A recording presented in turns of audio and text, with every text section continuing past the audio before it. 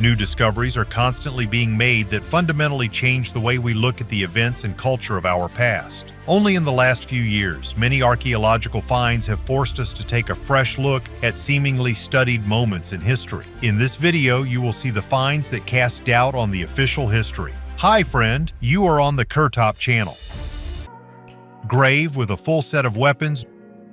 Norwegian archaeologists, while carrying out fieldwork in the central part of the country, unearthed a grave of about 1100 years old in which a Viking warrior rested, buried with all his weapons. Researchers write that a man who died around 800 to 900 AD is buried in the grave. His burial was found near the historic village, which today bears the name of Vignera. It is located south of Trøndelag County. The man was buried with a full set of weapons: an axe, a spear, a shield, and a sword. This says a lot about the status of the buried. First, as archaeologists have established, this man was a free man and a farmer. Second, he was a warrior. During the Viking and early Middle Ages, most warriors were free people who had their own farms. It is the sword that makes this grave special. It's not even about its good preservation. The sword was laid on the left side, although earlier in similar burials, swords were always found on the right side of the deceased. This led scientists to the idea that the warrior was left-handed. Although in this regard, the burial practice of the Vikings looks a little strange. It would seem that for a right-handed person, it is more convenient to lay the sword to the left so that the warrior can freely grab it with his right hand.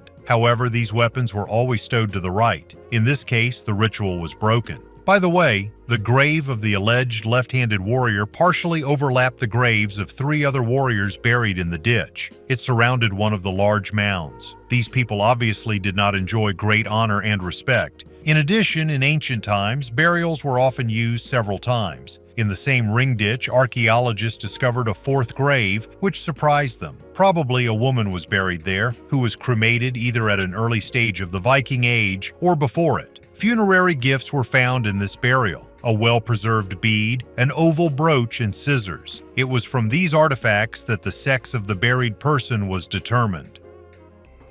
Ring of Senician. Senician's ring was found in Britain in the late 1700s. It is very large, weighs 12 grams, has a peculiar design and an inscription in Latin Senician, "Live in peace with God." A few decades later, an ancient clay tablet was found that was related to the ring. The inscription on it was made by a certain Roman named Silvian, who complained to the god Nodens that his ring had been stolen by Senician. The tablet said, "He who bears the name of Senician will not have a single grain of health until he returns the ring to the temple of Nodens." To many, these details will sound familiar. Oxford University professor and aspiring author John Ronald Reuel Tolkien was intimately familiar with the story of the cursed ring and used it in his novel, The Lord of the Rings. Ancient towers of China.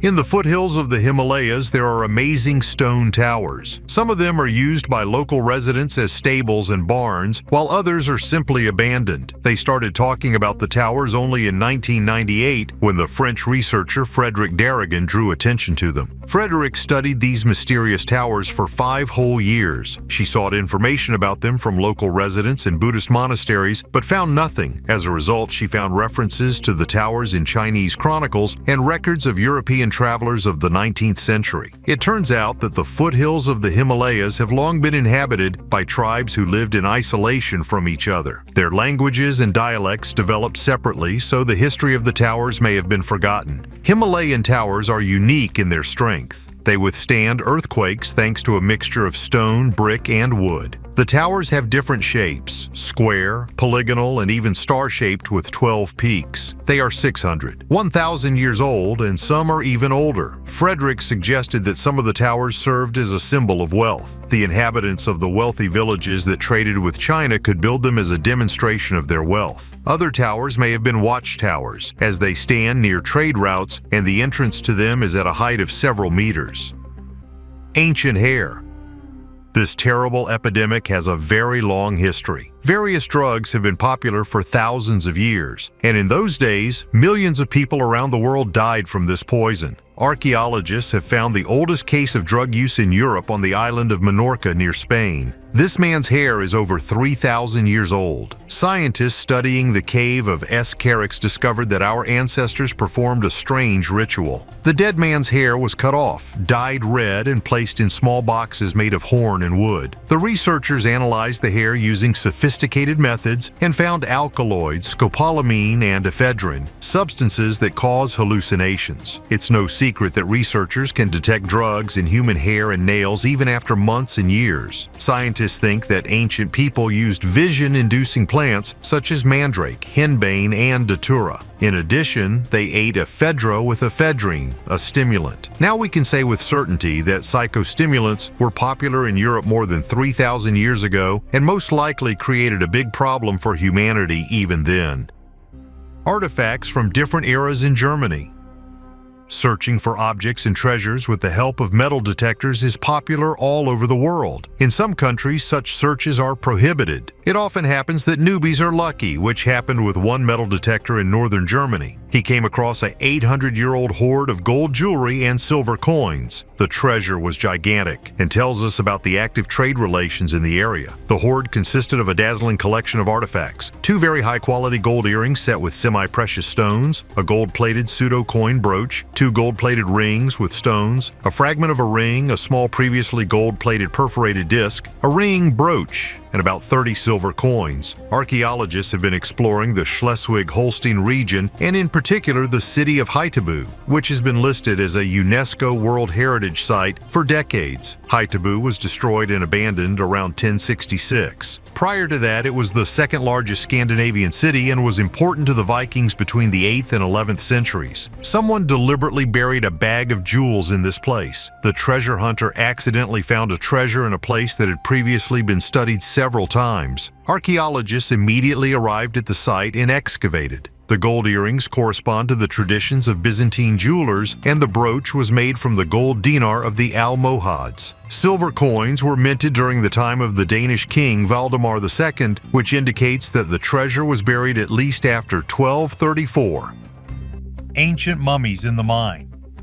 In Chile, while working to expand a copper mine, workers came across 4 mummies that are likely to be over 2,000 years old. The remains of 4 mummified people dressed in bright colors have been found in the Quebrada Blanca copper mine in northern Chile. These people were buried in official graves, that is, a certain ritual was observed during their burial. The mummies are reported to be very well preserved, which was probably facilitated by the arid climate. People were buried wearing exquisite turban-like headdresses and sandals. Now scientists are analyzing to determine the exact age of the finds. By indirect evidence, they have already established that the mummies may belong to the early period of the formation of Mesoamerica, which lasted approximately between 1100 and 400 BC. As a result of soil salinity, lack of rainfall, and relatively low humidity, the remains were mummified in full gear, along with a number of tools indicating the lifestyle of these people. By the way, scientists will now keep a close eye on the mine, as it is planned to be used for almost 30 more years. This means that it will continue to expand.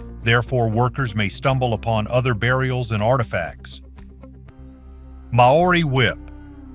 Captain James Reddy Clendon was one of the first European settlers in New Zealand. He promoted dialogue between the indigenous Maori people and the European colonialists, was the chairman of the First Bank of New Zealand and the first U.S. consul in the country. The Clendon House Museum contains many items and artifacts, many of which once belonged to the Maori tribe. Apparently, the thief who once climbed into the museum did not know that all Maori artifacts bring a curse to those who mistreat them. He stole a Maori whip with a handle made from whalebone. The stolen thing returned to the museum a month later. It was personally handed over by a friend of the thief, saying that before that the gates to hell had opened. All misfortunes fell upon him. The thief was never charged, given that the whip returned, and the thief had already been punished by some higher court. Mammoth tusk carving technology. Siberian archaeologists have studied figurines carved from mammoth ivory and managed to reconstruct the technology used by ancient people to create items about 20,000 years ago. Archaeologists from the Siberian Federal University and Novosibirsk State University during excavations discovered unique beads and other jewelry made from mammoth tusk. Thanks to the technologies used, the figurines have a unique character of fulfillment. However, scientists managed to reconstruct this technology in detail. Scientists have discovered unique jewelry in the Kazhemsky district of the Krasnoyarsk territory at the mouth of the Kova River. Siberian archaeologists have been conducting research here for several decades. In addition to beads, scientists managed to find tools and other ancient things in this place. Astronomical compendium of 1550.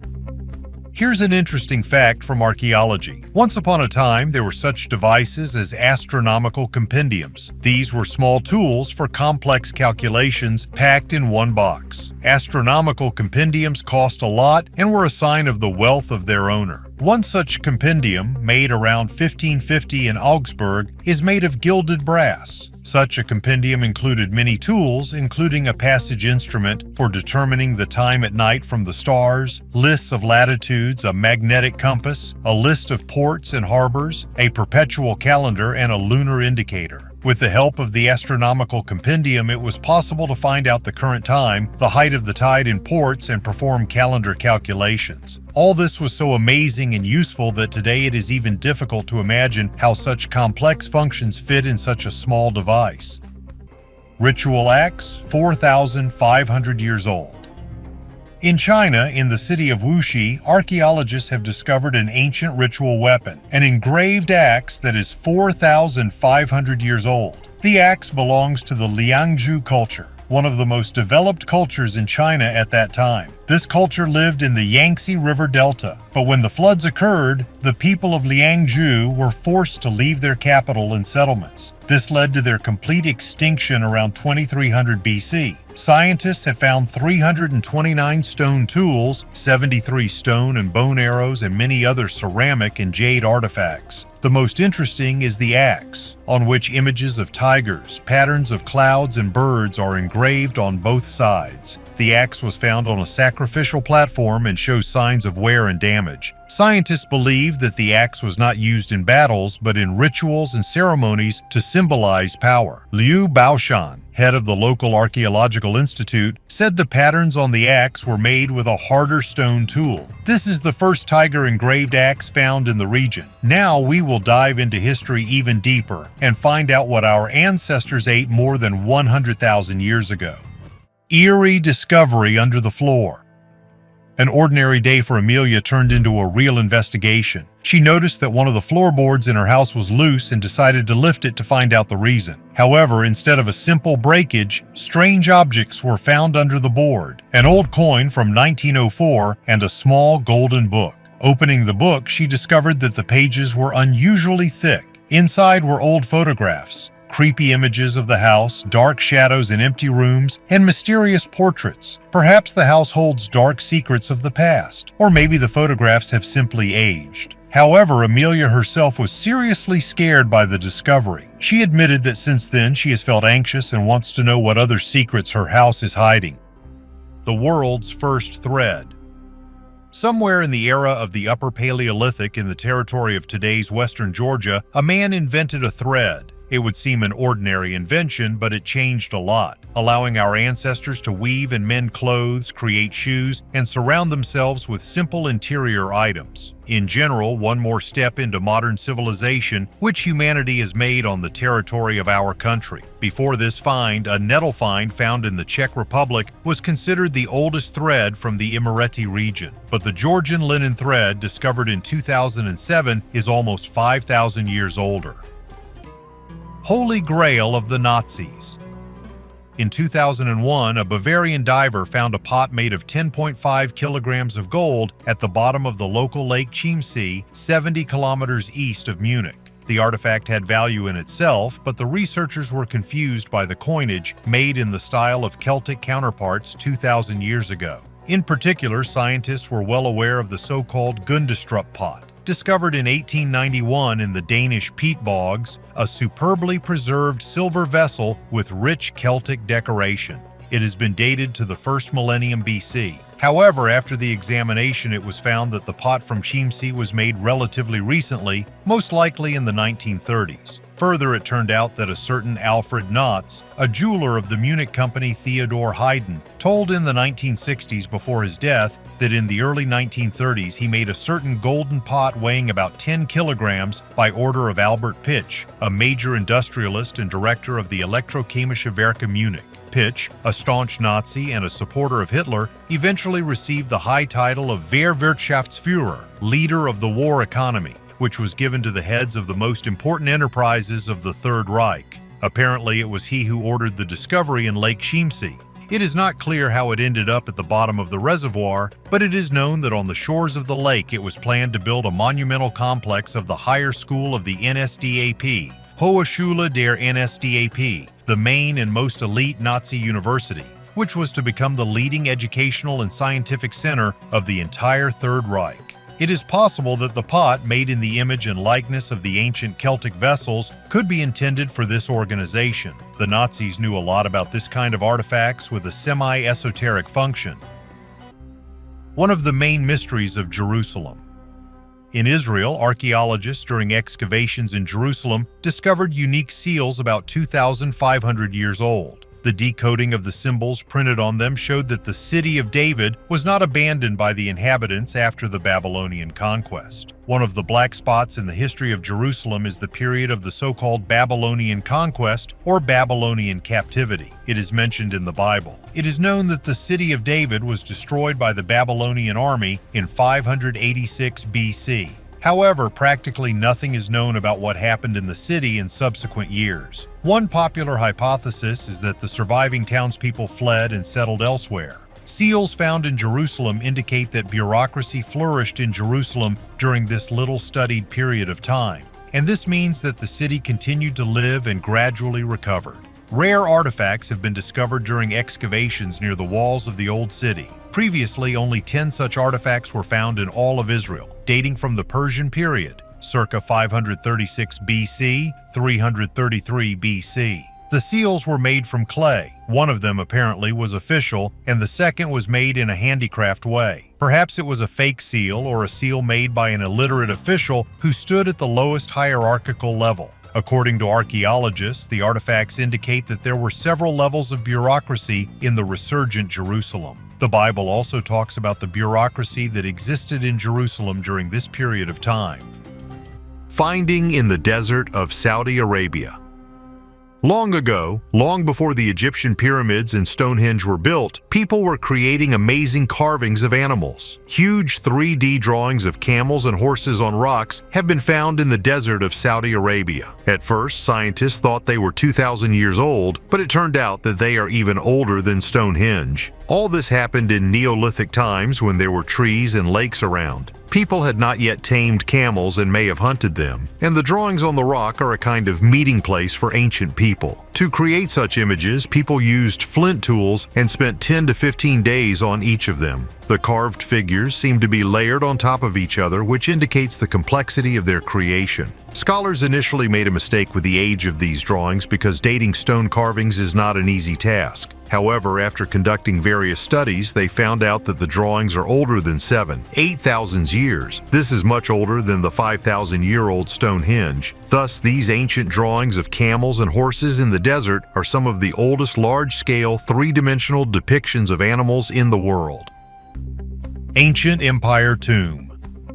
The history of China is unique and very interesting. It seems to me that much more needs to be said about this amazing country, so that everyone associates archaeology not only with ancient Egypt. So a few years ago, archaeologists found an ancient tomb in China, built during the Jin Empire. This empire was located on the territory of northern China and today's far east of Russia. Workers discovered the stone tomb in 2019, 650 kilometers from Beijing. Archaeologists have learned that the tomb is decorated with figures of lions, sea anemones, flowers, and guardian spirits. One figure of a woman, the other of a man. Inside the tomb are bricks that look like carved wood, possibly without paint. The remains of 3 people were found in the tomb. 2 adults, 50, 60 years old, and 1 child, 6, 8 years old. In the same place, researchers found a land tag with inscriptions showing that the tomb was built between 1190 and 1196. At that time, this region was under the rule of the Jin state. The imperial family came from the Jurchens, a semi-nomadic people of northeastern China. Today, their relatives are Manchus and Evenks. In 1207, the population of this state was 53 million people. Information about the age of the tomb will help date other structures in the region. From China, we will go to Israel, where another terrible burial awaits us. Mystery of the creepy little mermaid revealed.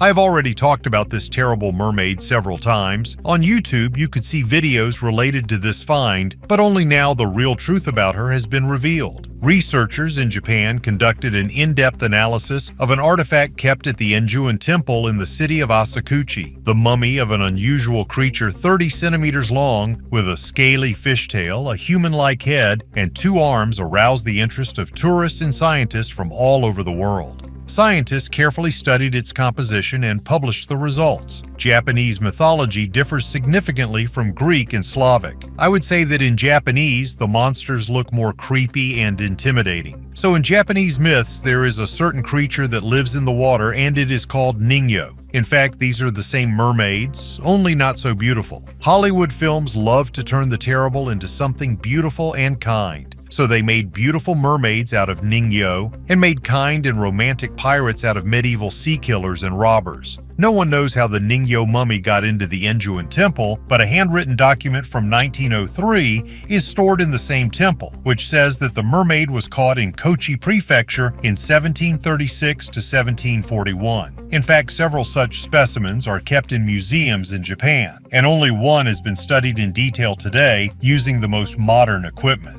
Scientists have used all possible methods to examine the mummy, and now they can say with confidence what it consists of. Typically, such Frankensteins were made from the skeleton of a monkey and a fish, but in our case, the skeleton in the upper part of the body was absent. Scans revealed that the object was made of cloth, cotton, and paper coated with a mixture of charcoal and sandpaste. The head is mostly cotton and covered with what looks like plaster. The hair on the head is animal hair, and the scales are from 2 kinds of fish. The upper part of the body is covered with the skin of a puffer fish, and the lower part is covered with the scales of one of the types of croaker. The fingernails are made from animal horn, and the sharp-toothed jaw used to belong to some kind of carnivorous fish. Radiocarbon analysis of fish scales showed that it was made after the 1800s. Of course, all this turned out to be fake, and in nature there are no mermaids, no Ningyo. But this object will not cease to be a valuable exhibit in the museum. In any case, the mummy is made of very high quality and thought out, which is why it was able to survive for 200 years.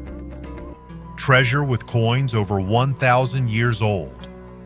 During archaeological excavations in Israel, teenage volunteers found a clay vessel with 425 gold coins buried about 1.1 thousand years ago. According to the publication, most of the coins date from the period of early Islam, when the region was part of the Abbasid Caliphate. The coins are made of 24-karat gold and weigh 845 grams. At that time, these coins could buy a luxurious house in one of the cities of the Caliphate. The man who buried this treasure 1,100 years ago must have wanted to come back for it, even securing the vessel with a nail to keep it from moving. Finding such a large cache of gold coins is extremely rare, they say, as the gold was often melted down and reused in later cultures. Burial with round graves. In Osaka, in preparation for the construction of a new railway station, a burial with round graves was discovered, in which 350 people were buried. The place where the excavations are being carried out is called Umeda's Tomb. This is one of the 7 burials in Osaka known to scientists. In addition to round graves, archaeologists have found vertical burials, which contain the remains of several people. Scientists believe that people who died as a result of illness could be buried in common graves. The burial dates from the end of the Edo period, which lasted from 1603 to 1868. Also, bones of piglets and horses were found at the site of the burial ground. A cat bone was found in one of the human burials. Now all human remains are sorted and analyzed. After that, they will be reburied in a new place. Remains of an ancient man.